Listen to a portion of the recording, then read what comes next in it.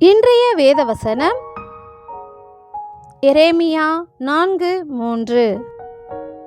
நீங்கள் முள்ளுகளுக்குள்ளே விதையாதிருங்கள், உங்கள் தரிசு நிலத்தை பண்படுத்துங்கள். ஆமேன். விதை என்பது நம் தேவனின் வசனம்.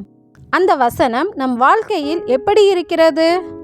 முள்ளுள்ள இடங்களில் விதைக்கப்பட்டவன் வசனத்தை கேட்கிறவனாயிருந்தும் உலக கவலையும் ஐஸ்வர்யத்தின் மயக்கமும் வசனத்தை நெருக்கி போடுகிறதினால் அவனும் பலனற்று போவான் என்ற வார்த்தையின்படி முள்ளுகளுக்குள்ளே விதைக்கப்பட்டவன் உலக கவலைகள், தேவைகள், போராட்டங்கள் இவைகளினால் தேவ வார்த்தையின் பலனை இழந்து விடுகிறார்கள்.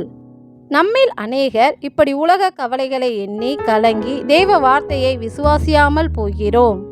ஆனால் வேதம் சொல்லுகிறது, முதலாவது தேவனுடைய ராஜ்யத்தையும் அவருடைய நீதியையும் தேடுங்கள், அப்பொழுது இவைகளெல்லாம் உங்களுக்கு கூட கொடுக்கப்படும் என்று. ஏனெனில் இவைகளெல்லாம் உங்களுக்கு வேண்டியவைகள் என்று உங்கள் பரமபிதா அறிந்திருக்கிறார் என்கிறபடி நம் தேவன் நம் வாழ்க்கைக்கு வேண்டியவைகளை அறிந்திருக்கிறார்.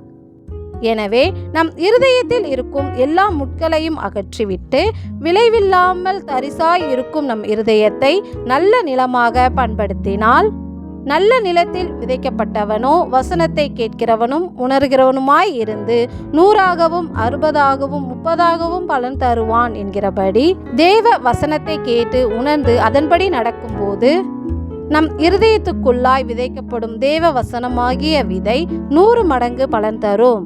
எங்களுக்கு 100 மடங்காக பலன் தரும் உம்முடைய வசனத்திற்காக நன்றி ஏசப்பா, நன்றி.